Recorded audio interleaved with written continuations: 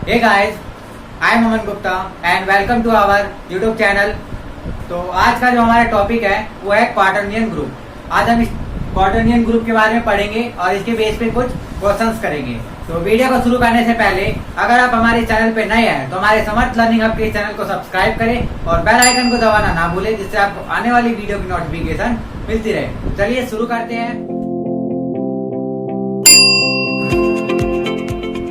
तो सबसे पहले क्वाटर्नियन ग्रुप में किस तरह के एलिमेंट्स होते हैं हम ये देखते हैं।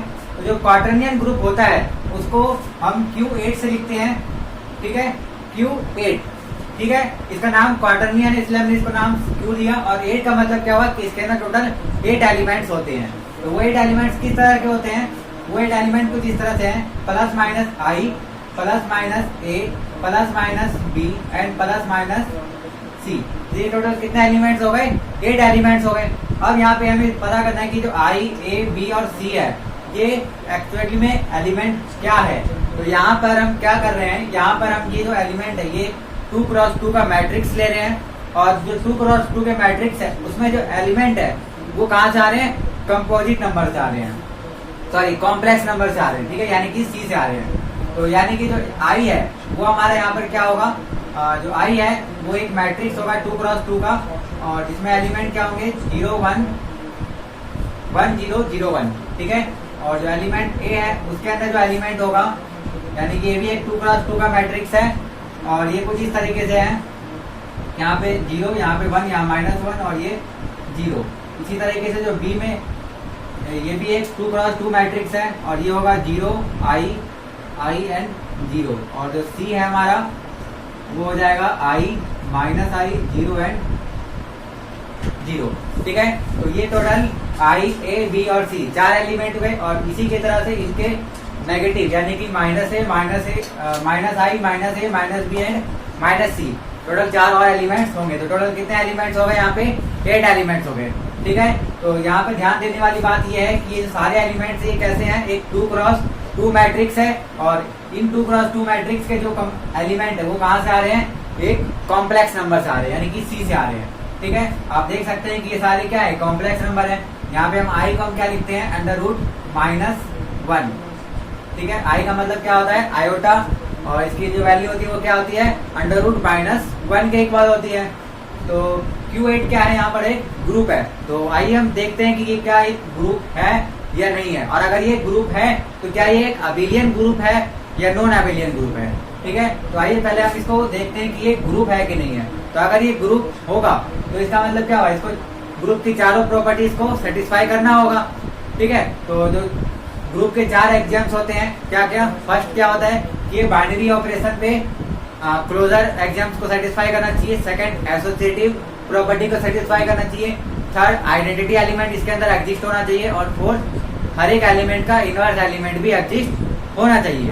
तो आइए हम देखते हैं कि ये चारों एग्जाम्स को सेटिस्फाई करता है या नहीं करता है।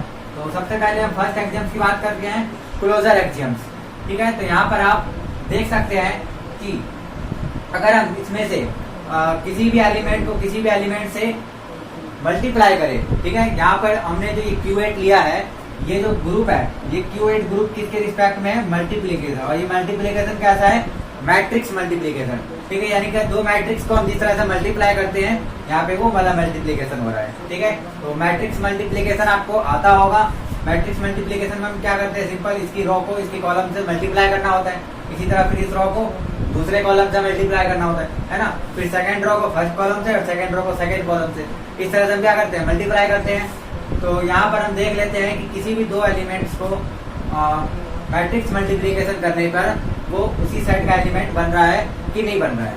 तो यहाँ पर इनको इन एग्जाम्स को सेटिस्फाई कराने से पहले यहाँ पर कुछ फॉर्मूले मैं लिखवा देता हूँ कि जो आई स्क्वायर होता है, यानी कि अगर आई को आई के साथ मल्टीप्लाई करें तो वो किसके इक्वल आता है? वो आई के इक्वल ही आ जाता है, ठीक है। आप यहाँ पे मल्टीप्लाई करके देख सकते हैं कि जो आई है अगर इसी को हम किसी और से मल्टीप्लाई करते हैं तो यही एलिमेंट बन जाता है आई, ठीक है। और इस मैट्रिक्स के बारे में आपने पहले भी बहुत सारे क्वेश्चन सॉल्व कर रखे होंगे कि इसको अगर हम किसी भी एलिमेंट से मल्टीप्लाई करते हैं, किसी दूसरे मैट्रिक्स से मल्टीप्लाई करते हैं तो कोई फर्क नहीं पड़ता, वही मैट्रिक्स आ जाता है ना। तो आई स्क्वायर इक्वल टू क्या हो जाता है? आई हो जाता है। इसी तरह से अगर हम ए और ए को मल्टीप्लाई करें यानी ए स्क्वायर करें, ठीक है, ए यानी कि ए को ही ए के साथ ही अगर हम मल्टीप्लाई कर रहे हैं तो जो वैल्यू है वो किसके बराबर आएगी, माइनस आई के बराबर आएगी। और इसी तरीके से बी का अगर हम स्क्वायर करते हैं तो वो भी क्या आता है, माइनस आई के बराबर ही आता है। और सी का स्क्वायर भी अगर हम करेंगे तो ये भी क्या आएगा, माइनस आई के बराबर आएगा। ठीक है, यानी कि इन एलिमेंट्स को अगर खुद के साथ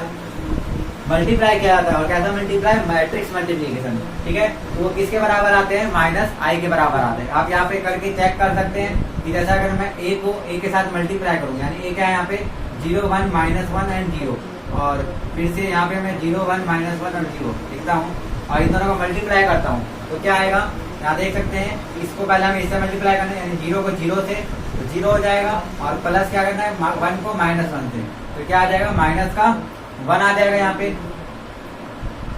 इसके बाद सेकंड एलिमेंट में क्या लिखेंगे, इस सेकंड फर्स्ट रो को सेकंड कॉलम से मल्टीप्लाई करना पड़ेगा, तो 0 को 1 से मल्टीप्लाई करेंगे और 1 को 0 से मल्टीप्लाई करेंगे तो क्या आ जाएगा, ये 0, क्योंकि 0 को 1 से करेंगे तो भी 0 और 1 को 0 से करेंगे तो भी 0, और 0 का सम 0 होता है। फिर यहाँ पर सेकंड रो को फर्स्ट कॉलम से तो -1 को 0 से किया तो 0, और 0 को -1 से किया तो 0, तो यहाँ पर क्या आ गया 0, और -1 को 1 से करेंगे तो माइनस का 1, और 0 को 0 से किया तो 0, ये क्या बन जाएगा, माइनस का 1। और आप ये देख सकते हैं कि ये किसके बराबर है, माइनस आई के बराबर है, यानी इसको हम क्या लिख सकते हैं, माइनस आई। इसी तरह से अगर आप b को b से मल्टीप्लाई करते हैं, c को c से मल्टीप्लाई करते हैं तो भी वो माइनस आई के बराबर ही आता है। तो इस प्रॉपर्टी से, यानी कि ये जो हमें कुछ फॉर्मूले लिख दिए गए हैं, इससे ये प्रूव हो जाता है कि यहाँ पर अगर हम इन एलिमेंट्स को खुद से मल्टीप्लाई करते हैं तो जो एलिमेंट आ रहा है वो किसके अंदर आ रहा है, इसी के अंदर आ रहा है। अब हमें देखना है कि इन एलिमेंट को किसी दूसरे के साथ मल्टीप्लाई करने में जो एलिमेंट आता है वो इसके अंदर हो रहा है कि नहीं हो रहा है। तो इनके लिए भी कुछ फॉर्मूले हैं, यानी कि अगर हम ए और बी को मल्टीप्लाई करते हैं, ए और बी का अगर हम मल्टीप्लीकेशन करते हैं, कौन सा, मैट्रिक्स मल्टीप्लीकेशन, तो जो वैल्यू आती है वो क्या आती है, सी के बराबर आ जाती है। ठीक है, और इसी तरीके से अगर हम बी और ए को मल्टीप्लाई करें, यानी कि बी को पहले रखें और ए को बाद में रखें, तो जो वैल्यू है वो माइनस सी के बराबर आएगी। ठीक है, इसी तरीके से अगर हम बी और सी को मल्टीप्लाई करते हैं तो किसके बराबर आता है, ए के बराबर आ जाता है। और अगर हम सी और बी को मल्टीप्लाई करें, यानी कि ऑर्डर चेंज करके मल्टीप्लाई करते हैं तो क्या हो जाएगा, माइनस का ए हो जाएगा। ठीक है, इसी तरीके से अगर हम सी और ए को मल्टीप्लाई करते हैं तो बी आता है, और ए और सी को मल्टीप्लाई करते हैं तो माइनस का बी आ जाता है। ठीक है, ये आप चेक कर सकते हैं, ए और बी को मल्टीप्लाई करके चेक कर सकते हैं कि ये इसके बराबर आ रहा है कि नहीं आ रहा है। तो हम इन सबको चेक ना करके सिर्फ एक को चेक करके मैं दिखा देता हूँ कि ये होते हैं, बाकी के आप खुद चेक करके कंफर्म कर सकते हैं कि ये जो फॉर्मूलेज होते हैं ये बिल्कुल सही है। तो आइए हम इसको प्रूव कर लेते हैं कि ए और बी को मल्टीप्लाई करने पे सी आ रहा है कि नहीं आ रहा है। तो ए हमारा यहाँ पर क्या है, 0 1 -1 एंड 0, और बी हमारा क्या है यहाँ पे 0 आयोटा एंड 0। तो यहाँ पे मल्टीप्लाई करने के लिए क्या करना पड़ेगा, फर्स्ट रो को फर्स्ट कॉलम से, यानी 0 को 0 से करा तो 0, और 1 को आई से करा तो आई आ जाएगा। फिर फर्स्ट कॉलम को फर्स्ट रो को सेकंड कॉलम से, तो 0 को आई से किया 0, 1 को 0 से किया 0, यानी कि यहाँ पे 0 ही बचेगा। फिर इसको फर्स्ट कॉलम से तो -1 0 हो गया, 0 और आई 0, तो यहाँ पे क्या आ गया 0, और -1 को आई से करेंगे तो माइनस का आई, और 0 को 0 से किया तो 0। ये किसके बराबर आ गया, आप देख सकते हैं कि ये जो है इस सी के बराबर आ चुका है। यानी कि अगर हमने ए और बी को मल्टीप्लाई किया तो किसके बराबर आ गई वैल्यू, सी के बराबर आ गई। इसी तरह अगर हम इसका ऑर्डर चेंज करके मल्टीप्लाई करते हैं तो जो वैल्यू आती है वो किसके बराबर आती, माइनस सी के बराबर आती। ठीक है, तो आप इन सब वैल्यूज को चेक कर सकते हैं। तो ये कुछ फॉर्मूले हैं और ये कुछ फॉर्मूले, ये Q8 के कुछ फॉर्मूले हैं जो इनको मल्टीप्लाई करने में हमें हेल्प करते हैं, यानी कि इनके जो एलिमेंट्स हैं उनको एक दूसरे से मल्टीप्लाई करके क्या आ रहा है ये हमें निकालने की जरूरत नहीं है, हम डायरेक्ट यहाँ फॉर्मूले से देख सकते हैं। ठीक है, तो इन फॉर्मूलों से ये प्रूव हो जाता है कि ये जो Q8 सेट है ये मल्टीप्लीकेशन, यानी कि मैट्रिक्स मल्टीप्लीकेशन के रिस्पेक्ट में क्लोजर एक्सियम्स को सेटिस्फाई कर रहा है। इसका मतलब क्या है कि यहाँ पर अगर हम किसी भी दो एलिमेंट्स को मल्टीप्लाई करते हैं तो वो जो एलिमेंट आता है वो क्या होता है, इसी सेट के अंदर होता है। यानी आप यहाँ देख सकते हैं कि अगर हम आई को आई के साथ करते हैं तो आई आता है, आई को किसी भी एलिमेंट के साथ करें तो वही एलिमेंट आ जाएगा। इसी तरह माइनस आई को भी किसी के साथ भी मल्टीप्लाई करें तो क्या हो जाएगा, वही आ जाएगा, लेकिन क्या होगा उसका साइन चेंज हो जाएगा। यानी अगर प्लस ए के साथ करते हैं तो माइनस ए आ जाएगा, और माइनस ए के साथ करते हैं तो प्लस का ए आ जाएगा। और अगर इनको आपस में खुद के साथ ही मल्टीप्लाई किया जाता है तो माइनस आई के बराबर आ रहा है, और एक दूसरे के साथ मल्टीप्लाई किया जाता है तो जो एलिमेंट है वो भी इस सेट के अंदर एग्जिस्ट कर रहे होते हैं, यानी कि ये क्लोजर एग्जाम को सेटिस्फाई कर रहा है। तो फर्स्ट प्रॉपर्टी जो है ग्रुप की वो ये सेटिस्फाई कर दे रहा है। अब आइए हम देखते हैं कि बाकी के 3 प्रॉपर्टी ये प्रूव करता है या नहीं करता है। तो आइए देखते हैं, तो आइए हम देखते हैं कि ये बाकी के सेटिस्फाई कर रहा है कि नहीं कर रहा है। तो सेकंड जो प्रॉपर्टी होती है वो क्या होती है, एसोसिएटिविटी, यानी कि एसोसिएटिव क्या कहता है कि कोई भी 3 एलिमेंट हम ले ले और उनका ऑर्डर चेंज करके अगर उनको मल्टीप्लाई करे यानी ऑपरेट करे तो जो वैल्यू है वो क्या आनी चाहिए, सेम आनी चाहिए। जैसे हम यहाँ पे कोई भी 3 वैल्यू ले लेते हैं ए, बी एंड सी, तो यहाँ पे हम क्या करते हैं, पहले बी और सी का मल्टीप्लीकेशन करते हैं और फिर ए के साथ, और सेकंड केस में क्या कर रहे हैं, पहले ए और बी का कर रहे हैं और फिर सी के साथ करते हैं। तो यहाँ पर आप देखेंगे कि अगर हम बी और सी को मल्टीप्लाई करते हैं तो वे कुछ फॉर्मूला हमने पढ़े थे, तो उसके कारण हमें इन दोनों को एग्जैक्ट मल्टीप्लाई करने की जरूरत नहीं है, बस वहां से हमें वैल्यू देख लेनी है। तो बी और सी का जो मल्टीप्लीकेशन है वो किसके बराबर आता है, ए के बराबर। तो बी और सी की जगह हम क्या लिख सकते हैं, डायरेक्ट ए लिख सकते हैं। और ए क्या होता है, ए स्क्वायर, और ए स्क्वायर की जो वैल्यू होती है वो किसके बराबर होती है, माइनस आई के बराबर। इसी तरह यहाँ भी आप देख सकते हैं कि अगर हम ए और बी को मल्टीप्लाई करें तो जो वैल्यू वो किसके बराबर आती है, सी के बराबर, यानी ए बी की जगह हम क्या लिख सकते हैं, सी, और सी इंटू सी क्या हो जाएगा, सी स्क्वायर, और सी स्क्वायर की जो वैल्यू वो क्या आती है, माइनस आई, यानी कि ये जो वैल्यू है क्या आ गई, दोनों इक्वल आ गई, यानी कि एसोसिएटिव प्रॉपर्टी सेटिस्फाई कर दे रही है। आप अलग अलग एलिमेंट लेकर अलग अलग तरीके से अरेंज करके देख सकते हैं कि हर केस में जो वैल्यू है वो बराबर ही आएगी, यानी कि ये सेकेंड प्रॉपर्टी एसोसिएटिविटी को भी सेटिस्फाई कर रही है। तो आइए देखते हैं कि थर्ड प्रॉपर्टी यानी कि एग्जिस्टेंस ऑफ इनवर्स को ये सेटिस्फाई करती है कि नहीं। तो यहाँ पर हमें एक ऐसा एलिमेंट ढूंढना है जिसको किसी से हम मल्टीप्लाई करें तो वही एलिमेंट आ जाए, और ये तो आपको पता है ये जो आई होता है ये यहाँ पे एक आइडेंटिटी एलिमेंट का ही काम कर रहा है, यानी कि इस मैट्रिक्स को अगर हम किसी से भी मल्टीप्लाई करें तो उसमें कोई भी ऐसा ये नहीं डालते, यानी कि वही आ जाता है। अगर ए को आई से करे तो ए आ जाएगा, बी को आई से करे तो बी आ जाएगा, सी को आई से करे तो सी आ जाएगा, और इस तरह माइनस ए को करेंगे आई से तो माइनस ए, माइनस बी को करेंगे तो माइनस बी, और माइनस सी को करेंगे तो माइनस सी, और यहाँ तक कि माइनस आई को करेंगे आई के साथ तो भी माइनस आई ही आएगा, यानी कि यहाँ पे जो आइडेंटिटी एलिमेंट है वो हमारा क्या है, आई है यहाँ पे। ठीक है, तो एग्जिस्टेंस ऑफ आइडेंटिटी एलिमेंट इसमें है, यानी कि थर्ड प्रॉपर्टी को सेटिस्फाई कर दे रहा है। और जो फोर्थ एग्जाम्स है वो क्या है, एग्जिस्टेंस ऑफ इनवर्स, वो इस एलिमेंट यानी हर एक एलिमेंट का यहाँ पे इनवर्स होना चाहिए। तो सबसे पहले आई, तो आई क्या है यहाँ पे, एक आइडेंटिटी एलिमेंट है, और आइडेंटिटी एलिमेंट क्या होता है, एक सेल्फ इनवर्स एलिमेंट। तो आई तो एक सेल्फ इनवर्स एलिमेंट हो गया, ठीक है, यानी आई का जो इनवर्स है वो क्या है, वो खुद आई है। और माइनस आई की बात करें तो माइनस आई भी यहाँ पर एक सेल्फ इनवर्स एलिमेंट है, यानी माइनस आई को अगर माइनस आई से हम मल्टीप्लाई करते हैं, माइनस आई को अगर हम माइनस आई के साथ मल्टीप्लाई करते हैं तो वैल्यू है वो किसके बराबर आ जाती है, आई के बराबर होती है। और इनवर्स एलिमेंट क्या होता है कि अगर हम उसको उस एलिमेंट के साथ मल्टीप्लाई करें या ऑपरेट करें तो जो वैल्यू है किसके बराबर आनी चाहिए, आइडेंटिटी के, यानी कि माइनस आई को हमने माइनस आई के साथ मल्टीप्लाई किया तो क्या आ गया, आइडेंटिटी, यानी माइनस आई का जो इनवर्स है वो क्या है, माइनस आई है, यानी कि ये सेल्फ इनवर्स है। और बाकी के जो 3 एलिमेंट्स हैं उनके जो इनवर्स है वो खुद ही है, यानी कि अगर प्लस ए है तो जो उसका इनवर्स एलिमेंट है वो क्या हो जाएगा, माइनस ए हो जाएगा, और माइनस ए का प्लस ए। ठीक है, आप देख सकते हैं कि अगर हम ए और माइनस ए को मल्टीप्लाई करें तो वैसे ये क्या आएगा, माइनस का ए स्क्वायर बनेगा ये, ठीक है, और माइनस और ए स्क्वायर की जगह हम क्या लिख सकते हैं, माइनस का आई, यहाँ पे फॉर्मूले के हिसाब से देखा था, और तो माइनस माइनस क्या हो जाता है, प्लस, यानी कि किसके बराबर आ जाता है, आई के, यानी कि ए का जो इनवर्स है वो क्या है यहाँ पे, माइनस है, और इसी तरह माइनस ए का जो इनवर्स है वो ए हो जाएगा। इसी तरह जो बी का इनवर्स है वो क्या हो जाएगा, माइनस बी, क्योंकि माइनस बी स्क्वायर बनेगा, और माइनस बी स्क्वायर की वैल्यू क्या होती है, माइनस आई के बराबर, तो ये आई के इक्वल आ जाएगा।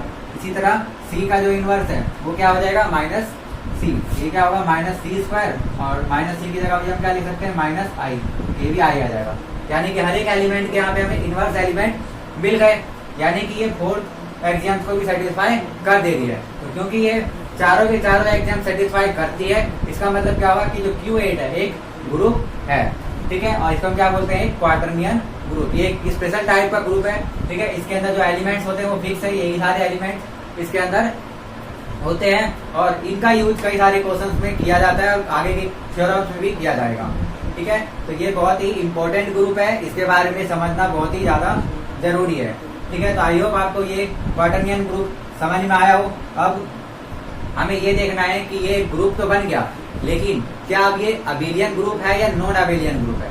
तो अबिलियन ग्रुप होने के लिए क्या चाहिए, अब अगर ये अबिलियन ग्रुप होता ये कम्यूटेटिव प्रॉपर्टी को भी सेटिस्फाई करना चाहिए इसको, बट हमें पता है कि हमने उस फॉर्मूले में देखा था कि जो ए बी है वो बी ए के बराबर नहीं आता है। क्यों? क्योंकि ए बी की जो वैल्यू है वो क्या होती है, ए बी की जो वैल्यू होती है वो सी होती है, और बी ए की जो वैल्यू है वो क्या हो जाती है माइनस सी, और सी और माइनस सी तो इक्वल नहीं है। इसका मतलब अगर हम इनका ऑर्डर चेंज करके इनको मल्टीप्लाई करते हैं तो ये वैल्यू इक्वल नहीं आती है, यानी कि इनके जो एलिमेंट्स है वो एक दूसरे से कम्यूट नहीं करते हैं, यानी कि कम्यूटेटिव प्रॉपर्टी को सेटिस्फाइड नहीं कर रही है। इसका मतलब ये अबिलियन ग्रुप नहीं है। तो अगर ये अबिलियन ग्रुप नहीं है इसका मतलब क्या हुआ कि ये एक नॉन अबिलियन ग्रुप है। यहाँ पे हमें ये मिलता है कि जो Q8 है वो क्या है, एक is a non abelian group. ठीक है, नॉन अबिलियन ग्रुप, और कितने ऑर्डर का, 8 ऑर्डर का, क्योंकि इसमें टोटल कितने एलिमेंट्स है, 8 एलिमेंट्स है। ठीक है, तो इसका जो ऑर्डर होगा वो क्या हो जाएगा, 8। ठीक है, क्यों? क्योंकि किसी भी ग्रुप का जो ऑर्डर होता है वो क्या होता है, उसके नंबर ऑफ एलिमेंट्स के इक्वल होता है। तो इसमें कितने एलिमेंट्स है, टोटल 8 एलिमेंट्स है, तो इसलिए इसका ऑर्डर क्या हो जाएगा, 8 हो जाएगा। ठीक है, तो जो Q8 है एक 8 ऑर्डर का नॉन अबिलियन ग्रुप होता है। ठीक है, तो हमने Q8 के बारे में पढ़ा। अब आइए इसके बेस पे कुछ क्वेश्चंस देखते हैं। तो आइए अब हम एक क्वेश्चन देखते हैं। तो क्वेश्चन है so that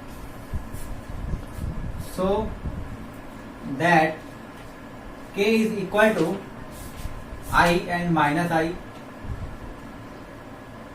is a subgroup of Q8। ठीक है, यानी यहाँ पे क्या करना है, हमें एक सेट दे रखा है k is equal to I and minus I। हमें प्रूव करना है कि ये जो है Q8 यानी कि क्वार्टरनियन ग्रुप का एक सब ग्रुप है, और इसके बाद हमें करना है ऑब्टेन all the right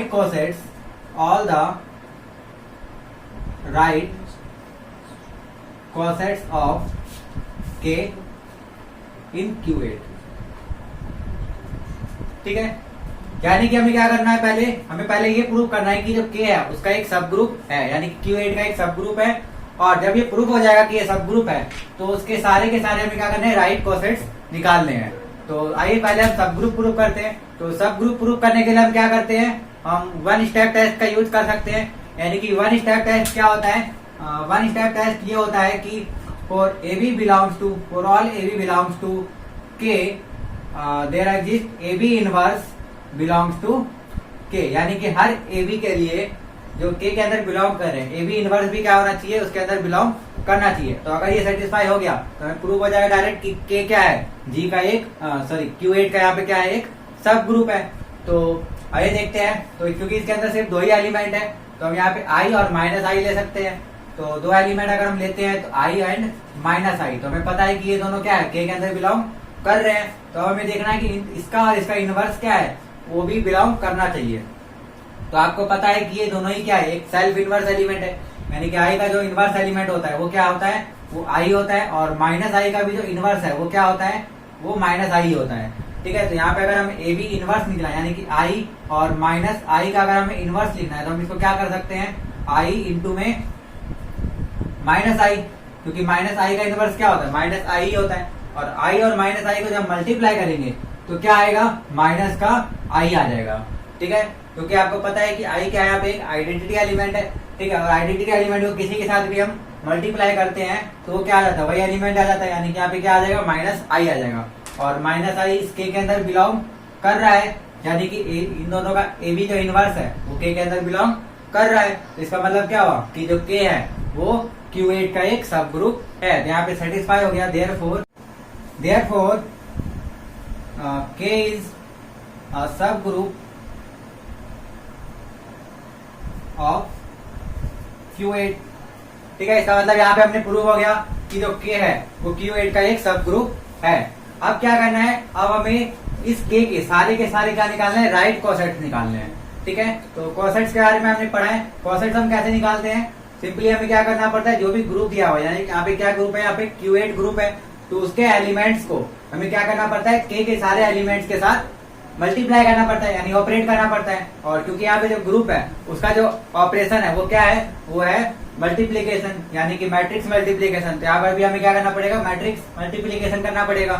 ठीक है, तो आइए देखते हैं कि Q8 के अंदर पहले कितने एलिमेंट्स होते हैं। टोटल 8 एलिमेंट्स होते हैं। ठीक है, और वो जो 8 एलिमेंट्स है वो क्या होते हैं, वो आपने पढ़ रखा है, plus minus I, plus minus A, plus minus B और प्लस माइनस सी। ठीक है, तो यहाँ पर क्योंकि k का एलिमेंट क्या है, i और माइनस आई, तो हम i और माइनस आई के साथ अगर k को मल्टीप्लाई करते हैं तो k ही बन जाता है पूरा का पूरा। यानी कि k जो है वो अपने आप का एक राइट कोसेट तो होगा, तो एक राइट कोसेट तो हमें डायरेक्ट मिल जाएगा क्या, k।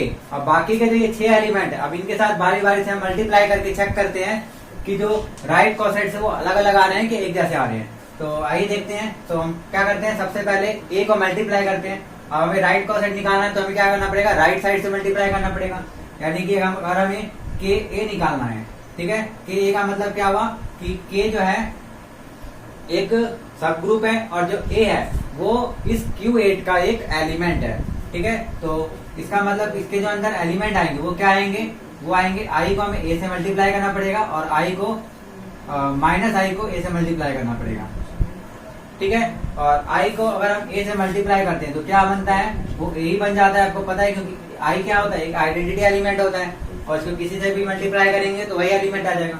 और माइनस आई के साथ अगर हम ए को मल्टीप्लाई करते हैं तो ये माइनस का ए बन जाता है। ठीक है, यानी कि जो हमारा ये राइट कोसेट के ए है उसके अंदर 2 एलिमेंट आएंगे, ए और माइनस ए।